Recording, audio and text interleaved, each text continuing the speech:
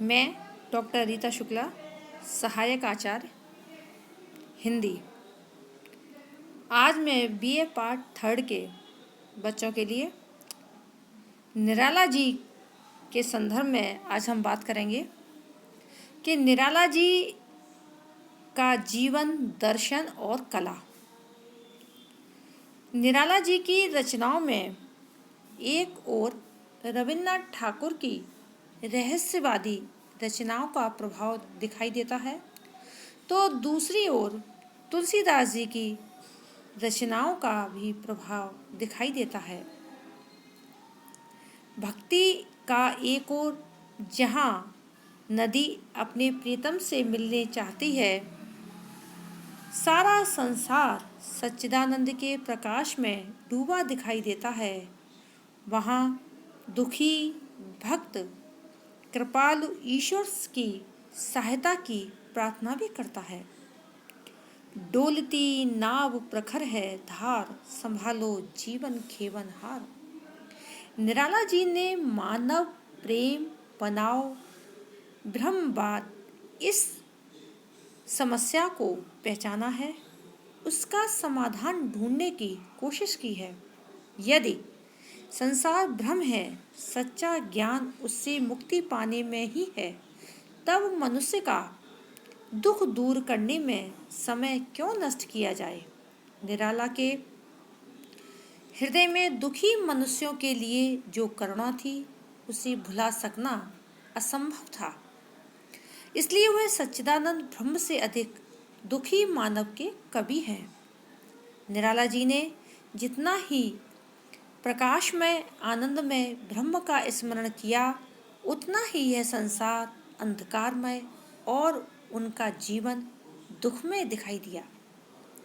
यह दुख व्यष्टि और समष्टि का भेद न समझने के कारण नहीं है, यह दुख ठोस भौतिक जीवन की परिस्थितियों से उत्पन्न है। निराला अपने जीवन दुख के कवि नहीं है, वे मानवीय करुणा और सहानुभूति के कवि हैं।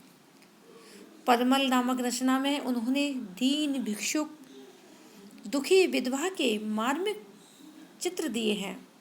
दान कविता में बंदरों को खिलाने वाले और भूखे मनुष्य के प्रति उदासीन विप्र पर उन्होंने व्यंग किया है। तोड़ती पत्थर उनकी रचना, जो कालजयी रचना मानी जाती है, में उन्होंने मेहनत करती हुई स्त्री के कठिन जीवन की झांकी दी है। गीतिका में वह धनी लोगों से गरीबों को भी आदमी समझने का अनुरोध करते हैं। निराला जी मानव जीवन को स्वीकार करने वाले कवि हैं। वह प्रेम और श्रृंगार के भी कवि हैं। वह जीना चाहते हैं जिससे वह पृथ्वी के सौंदर्य को भरपूर देख सकें। वह कहते हैं कि अभी न होगा मेरा अंत, अभी अभी ही तो आया है मेरे वन में मृदुल बसंत, अभी न होगा मेरा अंत। निराला साहित्य में यह यथार्थ जीवन की एक धुंधली अस्पष्ट कल्पना नहीं है, उनका बहुत ही स्पष्ट रूप हमें देखने को मिलता है। इस यथार्थ जीवन में दुखी और संघर्षरत कवि हैं, उसे हतोत्साहित करने वाले मित्र हैं। उनके अभावों के कारण अकाल मृत्यु का ग्रास बनने वाली उनकी युवा पुत्री सरोज है। दाने दाने को मोहताज भिक्षुक हैं, बंदरों को पुए खिलाने वाले विप्र हैं, पत्थर तोड़ती मजदूर स्त्री है।